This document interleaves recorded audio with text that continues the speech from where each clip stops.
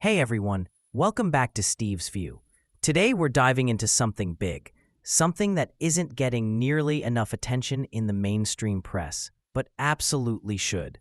Because right now, while the world is distracted by elections, tech scandals, and economic drama, the United States is quietly re-entering the Middle East in a way we haven't seen in almost 20 years. And I'm not talking about a symbolic diplomatic visit or some hand-waving from the State Department.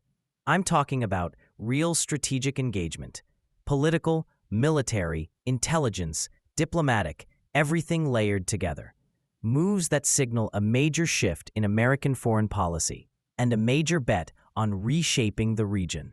And yes, this all started under Trump's second term. In the last few weeks, two major Middle Eastern leaders have made or are about to make high-profile visits to the White House.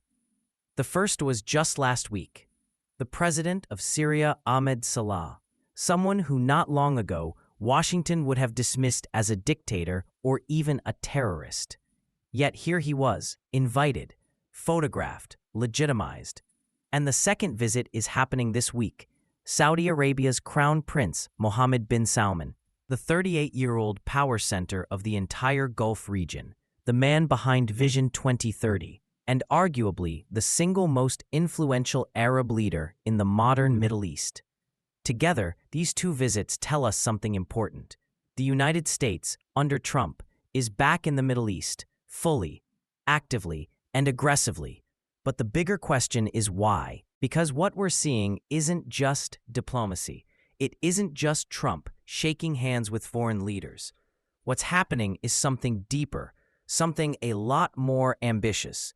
Washington is trying to impose a kind of American-led stabilization architecture across Syria, Gaza, Lebanon, and Iraq, across the entire northern crescent of the Middle East. And that raises a critical strategic question. Can the United States actually handle this? Or is it walking right back into the same multi-front trap that consumed American military and political bandwidth for nearly 3 decades? Today we're going to break down exactly what's happening, why it's happening, and what it means for America's future, from national security to foreign policy to global strategy. So let's jump in. Let's start with those two visits, because they're not symbolic. They're part of a coordinated diplomatic offensive. First, Syria's President Saleh. For most Americans, Syria feels like old news. People remember ISIS, airstrikes, and the civil war, but few realize that the U.S. still holds decisive influence over key regions of the country through the SDF, intelligence partnerships, and military advisors. And Syria remains a battleground of proxy forces and regional power plays. Iran, Russia, Turkey, Israel, Gulf states, all competing for influence. Under Trump's first term, there was talk of pulling out, downsizing, reducing involvement. But in his second term, that calculus has completely flipped. Saleh's visit wasn't a courtesy call. It marks the beginning of a new phase, one in which the United States is trying to integrate Syrian factions, stabilize the security environment, and begin shaping political outcomes directly, rather than merely reacting to them. Then we have Crown Prince Mohammed bin Salman, the de facto leader of Saudi Arabia, the largest economy in the Arab world, the biggest oil exporter on the planet, and the center of gravity for Sunni Arab politics. His visit signals something even more significant. Washington wants to lock Saudi Arabia into a long-term security and regional stabilization framework. Not for oil, not for arms sales, but to build a coalition that can reduce conflict across the Middle East and limit the influence of Iran, Russia, and even China. In other words, the U.S. is shifting from a hands-off policy to a hands-on policy, and fast. A Middle East scholar from National Review, Seth Frantzman, one of the few analysts who actually understands the region's tribal, military, and political networks, recently described the U.S. moves as deep intervention shaping a new regional order. That phrase is important because it means the White House is not merely responding to crises. It's actively creating a new structure. From the outside, it looks like the U.S. is just trying to push ceasefires, reduce tensions, prevent escalation. That's how mainstream media will frame it. America as the firefighter. But behind the scenes, Washington is doing something more ambitious. It is directly shaping military coalitions, coordinating intelligence networks, restructuring local security forces, and trying to create a web of U.S.-aligned stability mechanisms. Frantzman calls it Americanization of the Middle East's strategic agenda. That's a bold phrase, but he's not wrong. So what does that Americanization actually look like? Let's break it down country by country. The U.S. is currently pushing a plan to integrate the SDF, Syrian Democratic Forces, which is left-leaning, Kurdish-led, secular, with the Syrian government's security forces, which are more authoritarian, conservative, and tied to different religious and tribal power bases. You couldn't find two more incompatible forces if you tried. Yet this is exactly what Washington is attempting to merge. On paper, this is framed as part of the fight against ISIS, a lingering threat that still exists in pockets across eastern Syria.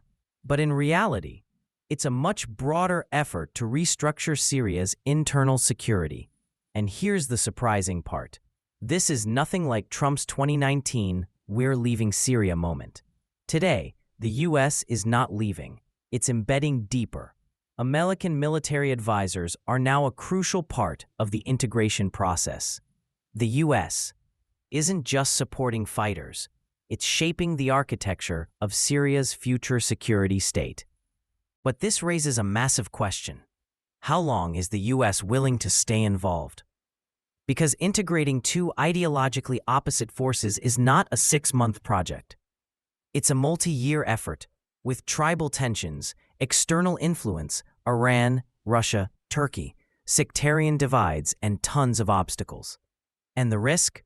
If the U.S. pulls out midway, the whole thing collapses. Iraq is complicated, more complicated than most Americans realize. ISIS has mostly been rolled back, which means the original mission of U.S. troops is no longer the center of discussion. Now Washington is asking a new question. What is the future role of American forces in Iraq? Here's what's happening. The U.S. is shifting more troops to the Kurdish region. Washington is pressuring Baghdad to manage Iran-backed militias. The Pentagon is watching Turkey-PKK tensions closely. There are behind-the-scenes negotiations to reduce militia clashes. Why does this matter? Because Iraq is the fulcrum of the entire Middle East. Whoever influences Iraq shapes the power balance between Iran, Turkey, the Gulf states, Syria, the U.S. And right now, America is trying hard not to lose that influence. Trump's administration is pushing Iraq toward a framework where U.S. advisors stay, militias are reduced, the Kurdish region stays stable, Iranian proxies are limited. But again, this is heavy lifting, and it ties up U.S. strategic bandwidth at a time when America is supposed to be prioritizing Asia and Europe. Lebanon is where everything gets messy. The United States wants something incredibly simple on paper: disarm Hezbollah. But Hezbollah is not a street gang. It's not a militia you can just disarm. It is the most powerful political, military, and social institution in Lebanon, stronger than the Lebanese government itself, supported by Iran, embedded into every part of society, armed to the teeth, and deeply entrenched. For 6 months, Washington has been sending envoys, pushing for action, pressuring political actors. But every time Lebanon takes one step forward, Hezbollah pulls them 2 steps back. Meanwhile, Israel continues to hit Hezbollah military targets with precision strikes. And the U.S. finds itself in a dilemma. It wants to prevent a regional war. It wants Lebanon stabilized. But it can't force Lebanon's government to confront Hezbollah, and it can't stop Israel from defending itself. This is the tightrope Washington now walks. The U.S. is deeply involved in the Gaza ceasefire process, not only diplomatically, but also militarily. U.S. CENTCOM officers are involved in coordination. The U.S. helped negotiate the extension of the ceasefire. Washington floated ideas of additional military bases in Israel. The U.S. is pushing for humanitarian infrastructure. American policy teams are working to prevent the conflict from reigniting. Why is Gaza such a priority?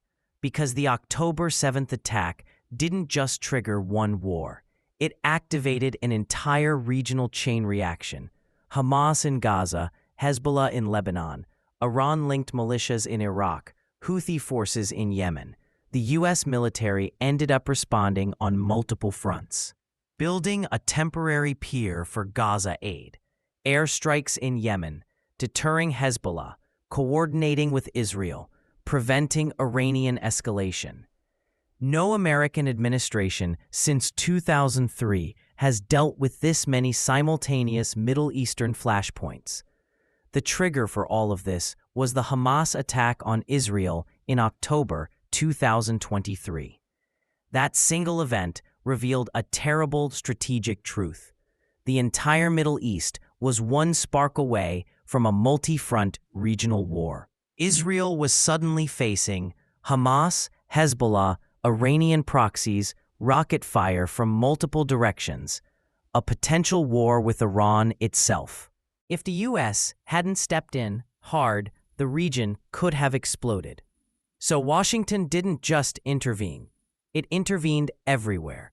The new Trump administration has tried to prevent Israel-Iran escalation, freeze conflict in Lebanon, re-engage Syria, rebalance Iraq, secure Sinai, stabilize Gaza, limit Russia's influence, block China's expansion. That is a staggering checklist, and it raises the question, how long can the U.S. sustain this level of involvement? If you zoom out, a pattern emerges.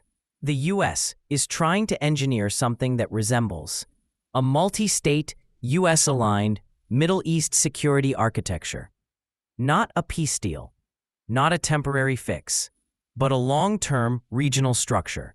Here's what it includes: integrated anti-terror coalitions, security force restructuring, intelligence sharing networks, cross-border stabilization, diplomatic coordination, and U.S. military backing.